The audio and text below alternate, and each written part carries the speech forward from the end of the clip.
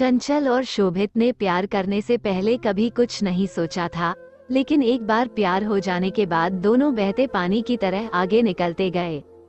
शोभित ने जल्दी ही शादी करने के इरादे से एमबीए के ऐसे इंस्टीट्यूट में एडमिशन ले लिया जो नौकरी दिलाने का वादा करता हो। शोभित हड़बड़ी में इसलिए भी था क्योंकि चंचल के घर वाले लड़का तलाश रहे थे। किस्मत और मेहनत रंग ला रही थी। बड़े एमबीए कॉलेज में दाखिला मिलते ही दोनों के मुरझाते मन में पानी की छींटें पड़ गई थीं। दोनों को लगने लगा था कि सब कुछ एकदम ठीक हो जाएगा, लेकिन हिंदी फिल्मों की तर्ज पर नाटकीय मोड़ आना ही था सो आया। कोर्स में दाखिला लेने के 1 महीने के भीतर ही चंचल की शादी तय हो गई। चंचल बहुत घबराई हुई थी, बल्कि वो दोनों ही बहुत घबराए हुए थे।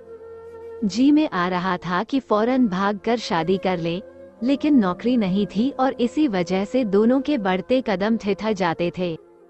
शोभित बार बार चंचल और खुद को समझाता रहा कि जो भी होगा अच्छा होगा। दोनों की बात भी हुई कि शादी की बात अपने अपने घरों में करें, लेकिन हर बार की कोशिश जाती, उम्र, हैसियत, बेरोजगारी जैसी वजहों की भेंट चढ़ जाती। वक्त बहुत तेजी से हाथ से निकल रहा था। शोभित ने एमबीए की पढ़ाई और कोर्स छोड़कर कॉल सेंटर में नौकरी करने की सोची।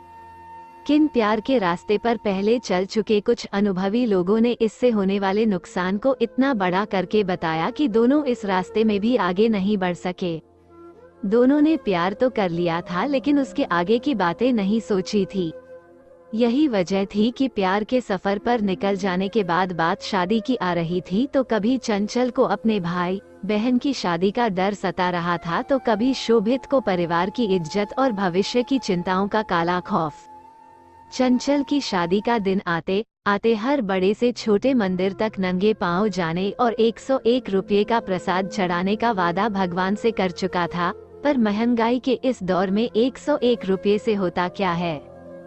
शायद भगवान को भी यह मंजूर नहीं। निराश होकर शोभित ने नास्तिकता और वास्तविकता की अंडरस्कोर कदम बढ़ा दिए। शादी तय होने से लेकर शादी के दिन तक लड़के का फोन नंबर और पता फेसबुक से निकालकर कुछ जुगत भिड़ाने की कोशिश भी नाकाम रही थी। उसकी शादी वाला पूरा दिन शोभित ने मंदिर में ही बिताया। कुछ उम्मीदें शायद अभी की थीं, हालांकि सूरज ढलने के साथ उनमें भी तेजी से कमी आ रही थी। हिंदी फिल्मों को शोभित ने अपनी जिंदगी में कुछ ज्यादा ही उतार रखा था, इसलिए शाम होते ही आखिर सलाम करने पहुंच गया मैरिज हॉल। दुल्हन के तैयार होने वाले कमरे में किसी तरह पहुंचकर उसे बोल दिया कि मैं स्टेज पर आऊंगा, मुझे गले लगा लियो, मेरी थोड़ी पिटाई तो पड़ेगी लेकिन सब ठीक हो जाएगा, शादी कैंसिल हो जाएगी। इतना कहकर शोभित तीर की तरह कमरे से बाहर निकल गया। शोभित का जोश दोबारा जाग चुका। अब ये शोभित का ब्रह्मास्त्र था। जयमाल होते ही वो स्टेज पर पहुंच जाता है। उसके मन में ब्रह्मास्त्र के चलने के बाद पिटने का डर तो था, पर साथ में सफलता की उम्मीद भी। स्टेज पर उसके करीब पहुंचा तो उम्मीद थी कि वो गले लगा लेगी। शोभित ने चुपके से इशारा भी किया, लेकिन उसके चेहरे पर कोई भाव नहीं था। पर कुछ मिनट रुकने के बाद फोटोग्राफर ने शोभित से कहा, भैया अब उतर भी जाओ। एक झटके में शोभित अपनी सपनीली फिल्मी दुनिया से हकीकत में आ चुका था। चंचल किसी दूसरे की जिंदगी बन चुकी थी।